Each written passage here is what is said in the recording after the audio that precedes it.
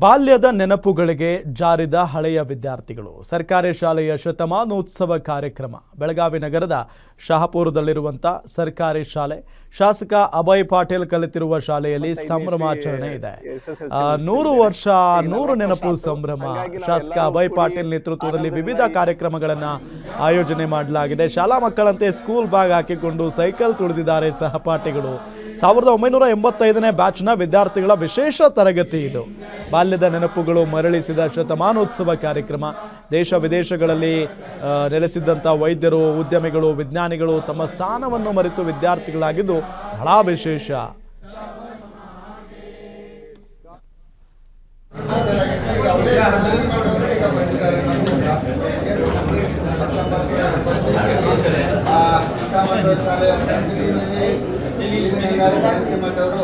ಅವರಿಗೆ ಧನ್ಯವಾದಗಳು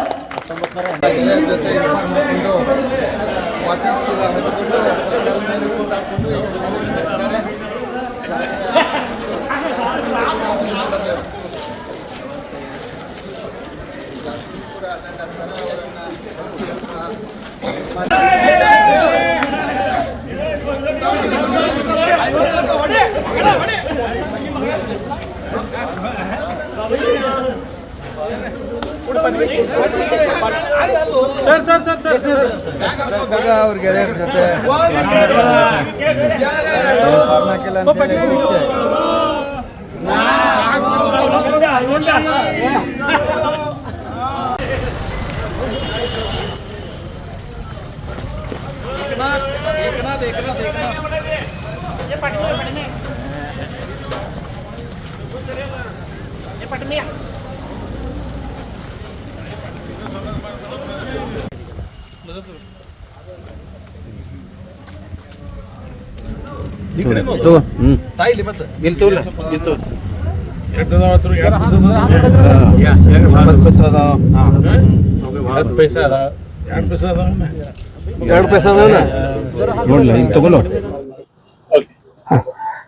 ಎಲ್ಲರಿಗೂ ನಮಸ್ಕಾರ. ನಾನು ಚಂದ್ರಶೇಖರ್ ಹಿರೇಮಠ್ ಅಂತ 1985ನೇ ಇಸ್ವಿ SSLC ಮುಗಿಸಿದ್ದೇನೆ.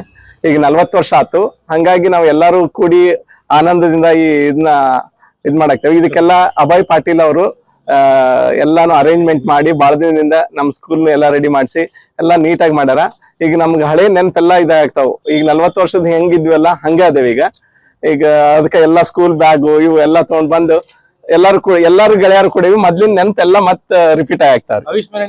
ಇವ್ರು ಬೆಂಗಳೂರದಾಗ ಇರ್ತಾರು, ಜರ್ಮನ್ ಟೂರ್ ಕ್ಯಾನ್ಸಲ್ ಮಾಡಿ ಇಲ್ಲಿ ಬಂದಿದ್ದಾರೆ.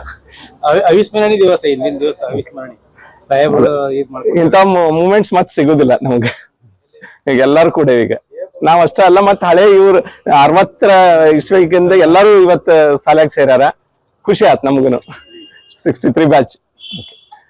Thank you. ಈಗ ನಮ್ಮ ಹಳೆ ಏನೇನಿದ್ವಲ್ಲ ಅವೆಲ್ಲ ಮತ್ತೆ ಆಕ್ಟಿವಿಟಿ ಕೆಲವೊಂದು ರಿಪೀಟ್ ಆಗ್ಯಾವ.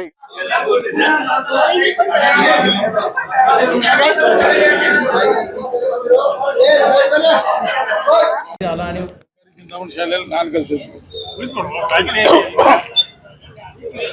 95 SSLC ಪಾಸ್ ಔಟ್.